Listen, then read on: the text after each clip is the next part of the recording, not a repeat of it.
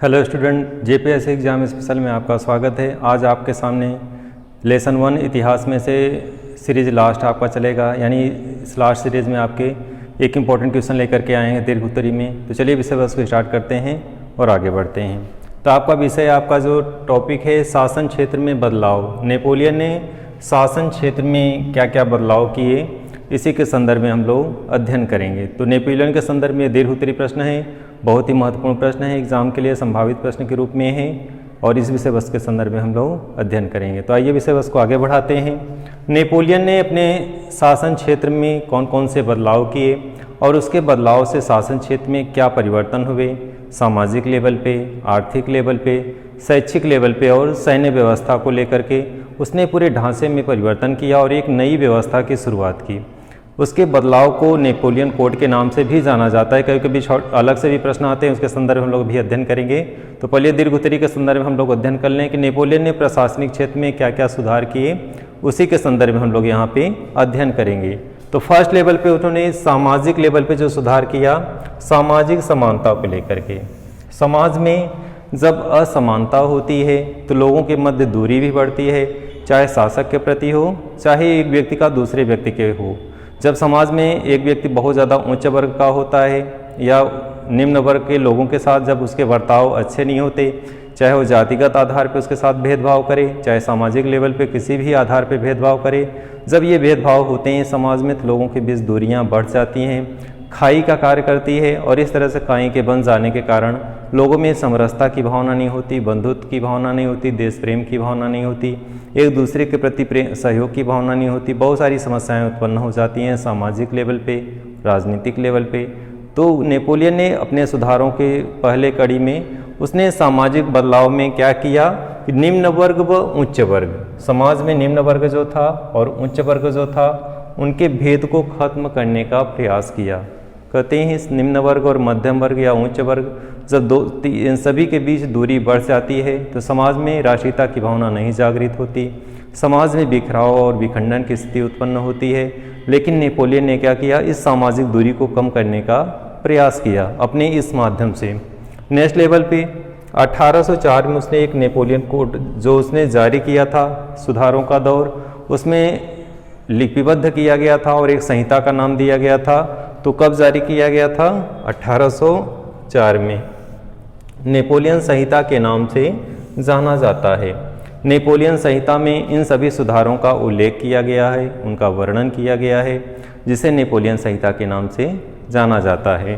तो नेपोलियन संहिता में क्या व्यवस्था दी गई? जन्म पर आधारित विशेषाधिकार। जन्म पे आधारित विशेषाधिकार का सेंस क्या है?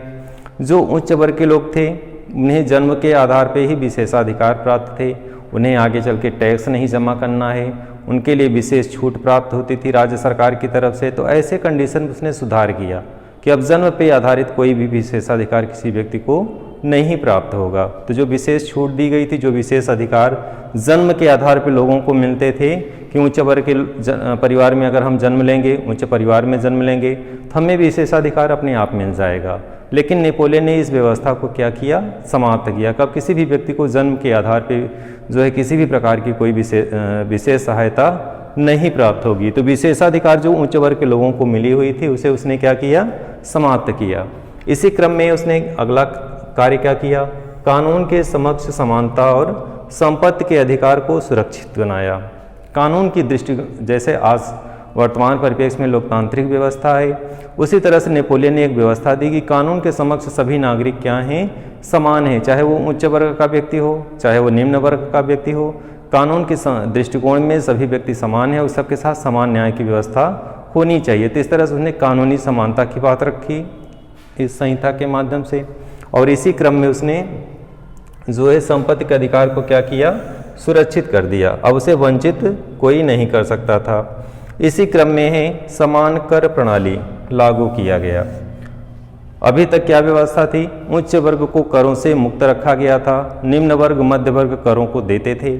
ऐसे स्थिति में समाज में एक विखंडन की स्थिति उत्पन्न हो गई थी। लेकिन नेपोलियन ने बदलाव लाया कि अब करों के में किसी भी प्रकार का कोई भेदभाव नहीं होगा। जैसे न्याय व्यवस्था में सबके साथ समानता की स्थिति लाई, कानून की नज़र में, कानून के दृष्टिकोण में सभी व्यक्ति एक समान हैं, किसी के साथ कोई भेदभाव नहीं किया जाएगा। उसी क्रम में उसने क्या सुधार किया कि अब जो है किसी भी रूप में सभी जो है कर जो है एक जैसे स्थिति होगी, कोई करों से मुक्त नहीं होगा, किसी को कोई विशेष अधिकार नहीं प्रदान किए जाएंगे कि वो व्यक्ति या वो संस्था कर नहीं देगा। अब सबके लिए समान कर प्रणाली थी, किसी के साथ कोई भेदभाव की स्थिति नहीं थी। इसी क्रम में आगे हम लोग बढ़ते हैं। नेपोलियन ने प्रतिष्ठा मंडल की स्थापना की। प्रतिष्ठा मंडल का क्या कार्य था? कहते हैं कोई भी शासक होता है जब अपने राज दरबार में विद्वानों को, कलाकारों को, लेखकों को, संगीतकारों को, विविध प्रकार के विद्वता से युक्त लोगों को जब अपने दरबार में जगह देता है तो वो ऐसा शासक जो होता है अपने साम्राज्य को सुदृढ़ बनाने में अति संयुक्त रूप से नहीं कह सकते, बल्कि इस रूप में कह सकते हैं कि 4 चांद लगा देता है। ऐसा इसलिए कहा जा सकता है क्योंकि एक विद्वान जो होता है वो राजा को सही दिशा प्रदान करता है, एक कलाकार जो होता है राजा को ऊर्जा देता है, और एक संगीतकार जो होता है उसे नए विचार देता है। तो लय, सुर, ज्ञान, कला, संगीत, शिक्षा, ये सभी चीज़ें व्यक्ति को जो है विद्वता की पराकाष्ठा तक ले जाती हैं।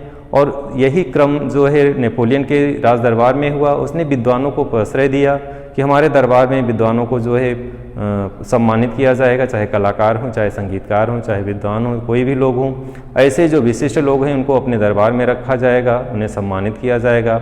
और ऐसा कार्य करने वाला शासक जो होता है वो आगे चल करके ख्यातिलब्ध व्यक्ति बन जाता है। तो नेपोलियन ने भी वही कार्य किया। उसने अपने दरबार में विद्वानों को प्रश्रय दिया। विद्वानों के प्रश्रय में विद्वान में कौन कौन लोग थे? तो जिसमें कलाकार थे, विशिष्ट लोग थे, बौद्धिक क्षमता से युक्त लोग थे। ऐसे लोगों को उसने क्या किया? सम्मानित किया। ऐसे देशभक्तों को सम्मानित किया जो राष्ट्र के प्रति समर्पण की भावना रखते थे, राष्ट्रहित के लिए हमेशा तत्पर रहते थे। और ऐसे लोगों को जो है उसने सम्मान करके उनका गौरव बढ़ाया और उन्हें आगे चल करके राष्ट्रीयता की भावना से युक्त उस पथ पर चलने के लिए प्रेरित किया। तो इस तरह से नेपोलियन ने एक विद्वान मंडली की स्थापना की। अगले क्रम में है डच गणतंत्र। तो डच गणतंत्र के अंतर्गत क्या था? जिसमें डच गण है, स्विट्जरलैंड है, इटली है, जर्मनी है, में प्रशासनिक विभाजनों को क्या बनाया? सरल बनाया। जब प्रशासनिक व्यवस्था में किसी भी प्रकार का दिक्कत होती है, अंतर होता है, तो शासन चलाने में क्या होती है? समस्याएं आती है, कठिनाई आती है। नेपोलियन ने क्या किया? इस प्रशासनिक व्यवस्था को सरल बनाया जिससे किसी भी प्रकार का शासन करने में कोई समस्या न रहे। क्योंकि अलग अलग क्षेत्रों में अलग अलग तरीके से शासन हो रहा था, नियंत्रण इसी का था। तो ऐसे कंडीशन में उसने जो है एक सरल व्यवस्था की नीति जारी किया जिससे शासन चलाने में किसी भी प्रकार की कोई समस्या न उत्पन्न होने पाए। इसी क्रम में अगला है सामंती व्यवस्था। सामंती व्यवस्था को उसने क्या किया? समाप्त कर दिया।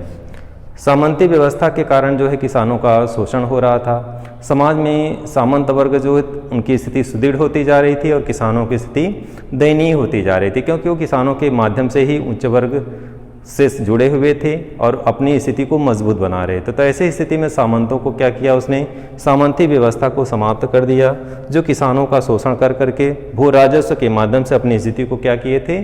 सुदृढ़ बनाए थे। किसान जो थे दास की तरह जीवन जी रहे थे इनके माध्यमों से, और ये दास्ता का उस किसानों की जो दास्ता थी उसको उसने क्या किया? समाप्त किया। जो पीड़ा थी किसानों को, उस पीड़ा से उसने मुक्ति दिलाई। जो शोषण कर रहे थे सामंती व्यवस्था के कारण, जो शोषित हो रहे थे किसान, उस शोषित वर्ग को उसने क्या किया? उस पीड़ा से मुक्ति दिलाई। तो ये महत्वपूर्ण कार्य उसका था। इसी क्रम में आगे चलते हैं। शहरों में कारीगरों की जो श्रेणी संघ थे उनके नियंत्रणों को हटा दिया गया। तो शहरों में कारीगरों की एक श्रेणी संघ था, उस पर नियंत्रण होता था शासन का, और इस तरह से नियंत्रण होने के कारण वो स्वतंत्र तरीके से कार्य नहीं कर पाते थे। तो उसने इसमें निर्णय लिया और उस श्रेणी संघ के नियंत्रणों को क्या किया? उसने समाप्त किया। इसी क्रम में उसने आर्थिक सुधारों के क्षेत्र में भी कार्य किया। आर्थिक सुधार के संदर्भ उसने बैंक ऑफ फ्रांस की स्थापना की। बैंकिंग व्यवस्था जो होती है किसी राष्ट्र के लिए, किसी क्षेत्र के लिए आर्थिक सुदृढ़ता का आधार होता है, और ऐसे कंडीशन में उसने क्या स्थापना की? बैंक ऑफ फ्रांस की स्थापना की। और इसके माध्यम से उसने बैंक ऑफ फ्रांस की स्थापना के साथ साथ उसने आर्थिक क्षेत्र में सुधारों का दौर शुरू किया। और अगले क्रम में हम लोग चलते हैं। दंड विधान को उसने कठोर बनाया। किसी भी क्षेत्र में जब न्याय व्यवस्था तभी संभव है जब दंड व्यवस्था को कठोर बनाया जाए। किसी भी व्यक्ति को गलत कार्यों में करने पर उसे बख्शा न जाए। तो ऐसे कंडीशन उसने दंड व्यवस्था को कठोर बनाया और इसके माध्यम से प्रशासनिक व्यवस्था को चुस्त दुरुस्त करने में उसने सफलता हासिल की। और इसी का फ़ायदा या नतीजा ये निकला कि उसके साम्राज्य में चारों तरफ प्रशासनिक व्यवस्था चुस्त दुरुस्त थी, सुदृढ़ अवस्था में थी। आगे हम लोग चलते हैं इसी क्रम में। शिक्षा के क्षेत्र में भी उसने परिवर्तन किया। उसने यूनिवर्सिटी ऑफ फ्रांस की स्थापना की। तो यूनिवर्सिटी ऑफ फ्रांस की स्थापना करके शिक्षा के दौर में उसने एक नया क्षेत्र विकसित किया कि सभी लोग अब शिक्षा के क्षेत्र में आगे बढ़ेंगे।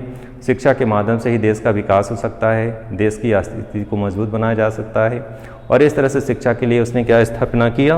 यूनिवर्सिटी ऑफ फ्रांस की स्थापना की। इसी क्रम में है कैथोलिक धर्म। इसने कैथोलिक धर्म को क्या घोषित किया?